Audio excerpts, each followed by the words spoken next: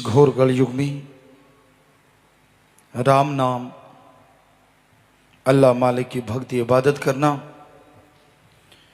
इंसान को अच्छा नहीं लगता। और बातें जिनसे जीव का आकाश होता है, दिन रात करने में मज़ा आता है, खुशी आती है।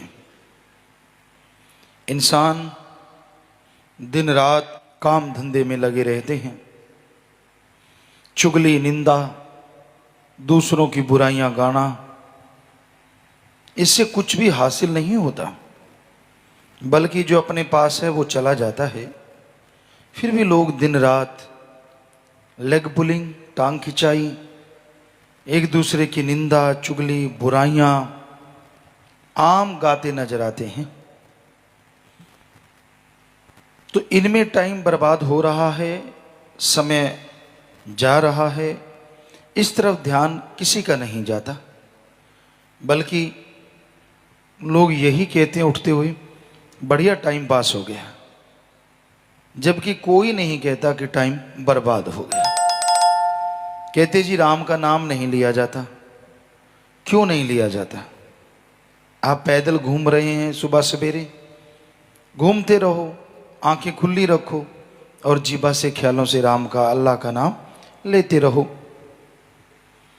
आप कहीं सफ़र कर रहे हैं, बस में बैठे हैं, अपनी जीभा से या अपने ख्यालों से तो कोई काम नहीं। आप आराम से सीट पे बैठ जाइए, आंखें खुली रखो और जीभा ख्यालों से राम का नाम लेते रहो। बल्कि आप तो बस में चढ़ते हुए ये देखते हैं, क्या कोई ऐसा साथी बैठा है गपशप मार के टाइम पास कर लें? ये नहीं होता कि चलो कोई ना ही मिले तो अच्छा है, आराम से बैठ के अल्लाह वाहिगुरु राम का नाम जपेंगे। पर कोई ना भी मिले तो भी आप राम का नाम नहीं लेते, इधर उधर देखते हैं, मकान बड़ा अच्छा है, काश मेरे पास मकान होता। कोई गाड़ी पास से निकल गई हो, इतनी बढ़िया गाड़ी मेरे पास भी होती। सो इन खूबसूरतियों में इंसान खोया रहता है। फसल किसी की अच्छी, वाह यार क्या फसल है, हमारी क्यों नहीं होती? तो यूँ ही जलता भूनता रहता है आदमी और देखता रहता है। कुदरत का, नेचर का मज़ा लेने वाला तो कोई कोई होता है, ज़्यादातर तो इसी ताने बाने में उलझे रहते हैं। तो उस समय अगर अल्लाह का, वाहिगुरु का, गॉड खुदा रब का नाम लिया जाए, सफ़र भी सुहाना हो, सुहावना बन जाए और मालिक की भक्ति इबादत से आत्मा का भी बेइंतहा भला होता चला जाए। तो ये ज़रूरी है कि आप मालिक का नाम जपा करें। उसके लिए ये देखना जरूरी नहीं है आप क्या कर रहे हैं।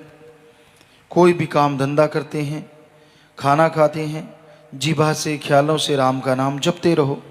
चलते, बैठ के, लेट के, काम धंधा करते हुए जैसे जैसे आप मालिक का नाम जपते जाएंगे, जैसे जैसे प्रभु की भक्ति इबादत करते जाएंगे, वैसे वैसे मालिक के नज़दीक होते जाएंगे और उसकी तमाम खुशियों के हकदार बनते जाएंगे। बुरी आदत बदलना कोई आसान काम नहीं है। चोर जुआरी क्या बदलेंगे तो माया के मजदूर। चोर जुआरी, एक चोर होते हैं रात को चोरी करते हैं और एक होते हैं शरेआम चोरी ठगी करते हैं। रात वालों से बचना आसान है, पर जो शरेआम करते हैं उनसे बचना मुश्किल है। 10 रुपए की चीज़ 100 में दे दी, क्या ये चोरी ठगी बेईमानी नहीं? तो दिन रात चोरी ठगी बेईमानी, लोभी लालची कभी अपनी आदतों को नहीं बदल सकते। चोर जुआरी क्या बदलेंगे तो माया के मजदूर, मना रे तेरी आदत ने कोई बदलेगा हरि जन सूर। हे मन दीवाने, तेरी आदत को अगर कोई बदल सकता है तो वो हरि का जन यानी सच्चा भक्त, शूरवीर योद्धा वही है जो अपने अंदर के बुरे ख्यालों को हटा दे और मालिक की तरफ अपना पूरा ध्यान जोड़ दे। वही योद्धा है, वही शूरवीर है जो मन के आगे हथियार डाल दे, मन के आगे मजबूर हो जाए, वो कोई योद्धा नहीं है। गुस्सा आ गया, अहंकार आ गया, काम वासना, लोभ लालच, मोह ममता में जो पड़ जाया करते हैं, वो कोई योद्धा शूरवीर नहीं होते। वो तो सबसे कायर होते हैं, जो इनकी टक्कर लेते हैं, मन माया से लड़ते हैं। असल में सच्चे योद्धा वो होते हैं और वही मालिक की तमाम खुशियों के हकदार बन पाते हैं। तो इसलिए संत पीर फकीर कहते हैं कि भाई अपने अंदर की बुराइयों से लड़ना सीखो, एकांत में बैठा करो और जो आपके अंदर कमियां हैं उनको देखा करो और राम का नाम जप के मालिक से दुआ किया करो कि हे मालिक, मैं इन कमियों से लड़ूंगा, मुझे मेरा साथ देना, मुझे हिम्मत देना ताकि ये कमियां मेरे अंदर से बाहर हो जाएं और तेरी दया में रहमत से मैं माला माल हो जाऊं। तो इंसान ऐसी दुआ करे, सुमरन करे, अपने अंदर की कमियों को दूर करने की कोशिश करे, तभी आदमी गुणवान बनता है, तभी दुनियादारी लोग रूहानियत में वो तरक्की हासिल करता है। दुनिया की परवाह ना करो कोई आपको क्या कहता है, क्योंकि दुनिया की परवाह करने लग गए कभी अच्छे काम में चल नहीं पाओगे। जैसे आपको सुनाया करते हैं, विप्रो ने भजन में भी लिखा कि एक बाप बेटा किसी गधे को लेके जा रहे थे, तो दोनों पैदल जा रहे थे, तो लोग मिले हंसने लगे ताड़ी मार के।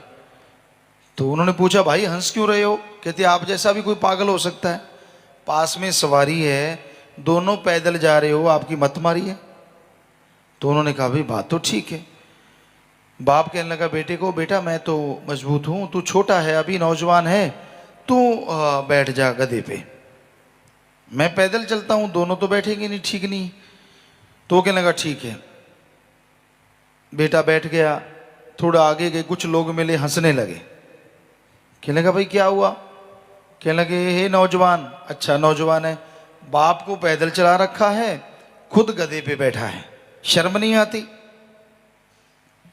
नौजवान ने सोचा बात तो ठीक है, वो उतर गया और अपने बाप को गधे पे बिठा लिया, चलने लगा। आगे कुछ लोग और मिले, कहने लगे देखो ये बुजुर्ग हो गया, पंजाबी जी चौरा भी कहते, जो ठेठ भाषा, कि ऐसा हो गया इसको अकल नहीं है, वो बेचारा छोटा सा बच्चा उसको पैदल चला रखा है, खुद गधे पे बैठा है, शर्म नहीं आती इसको? हम दोनों सोचने लगे करें तो करें क्या। थोड़े भोले भी थे दोनों, तो दोनों गधे पे बैठ गए, कहते चला बस सही, गधे पे बैठ गए, चलते गए। आगे कुछ आदमी मिले, कहते हो कैसा जमाना आ गया भाई, बेचारा ये बोल नहीं ना सकता, दोनों गधे गधे पे बैठे हुए हैं, इनको शर्म नहीं आती, बेचारा वो बोलता नहीं, इतना बोझा ढो रहा है। दोनों सोचने लगे करें तो क्या करें। उन्होंने गधे को ही उठा लिया, पैर बांध लिए और गधे को उठा लिया। बेटा आगे लग गया, बाप पीछे लग गया, गधे को उठा के चल पड़े। नदी के पुल पे पहुंचे, कोई मुंडेर वगैरह तो होती नहीं थी, थोड़ी थोड़ी होती है। तो कुछ लोग और हंसने लगे, कुछ तेल की बदबू वगैरह आई, तो वो लोग हंसने लगे, देखो कितने पागल हैं, गधे को उठा के चल रहे हैं, इनको शर्म नहीं आती। और इतने में वो तेल वगैरह की उसको आया, नाक में चढ़ा, तो उसने दुलत्ती झाड़ी, जोर से हिन आया, तो उनके हाथ से छूट गया और गहरी नदी थी, धड़ाम से उसमें जा पड़ा। बेचारे वहीं बैठ के रोने लगे, क्योंकि वो उनके लिए तो साधन ही नहीं था, कमाई का भी जरिया था, बेचारे गरीबों की पेट भरता था उससे। तो दोनों रोने लगे, यार यार, तो इस दुनिया को खुश नहीं किया जा सकता। कुछ भी बन जाओ, अच्छे कपड़े पहनोगे तो कहते बैली बन गया, बैली ऐब करने लग गया, और फटे कपड़े पहनोगे तो कहते नंग हो गया, कंजूस मक्खी चूस, सब कुछ है, ढंग के कपड़े नहीं पहन सकता। और कोई नंगा घूमे तो कोई घूमने नहीं देगा, करे तो आदमी क्या करे। सो ऐसा कलयुग है, ऐसा भयानक समय है, तो इसमें आप राम का नाम जपो, मस्त रहो, बुरे कर्म छोड़ दो, दुनिया की तरफ ध्यान ना दो, क्योंकि दुनियादारी बड़ी ही जालिम है। मालिक की चर्चा सुनो, सत्संग सुनो और सुन के अमल कर लो, ना अंदर कमी रहे ना बाहर कमी रहे। अगर आप भक्ति करेंगे नहीं, सिर्फ माया रानी से काम चला रहे हैं, कोई बाबा बैठा है, चढ़ा दे बेटा, चढ़ जा बेटा, सूढ़ी भली करेगा राम, जब राम लेता ही नहीं। क्या आपने अल्लाह वाहिगुरु गॉड खुदा रब को पैसा लेते देखा है? हम चढ़ाते हैं और हमारे जैसे उठा के खा जाते हैं, बीच में रगड़ा रगड़ी, मालिक तक तो एक नया पैसा नहीं जाता। क्या जाता है? अरे ये इंसानी शरीर, जिसको बड़े से बड़े साइंटिस्ट 15% या 20% पढ़ पाए हैं बॉडी को, ह्यूमन बॉडी को, तो जो भगवान इस मनुष्य शरीर को बना सकता है, क्या वो मनुष्य द्वारा बनाए कागज के टुकड़े रुपए को नहीं बना सकता? सोचिए। और अगर वो पैसे का आशिक है तो आपके मेले कुचड़े नोट पे क्यों आएगा? वो नोट बनाने वाली मशीन के ऊपर ना बैठ जाएगा, वहीं से करारे करारे नोट लेता रहेगा, क्या कोई उसे रोक सकता है?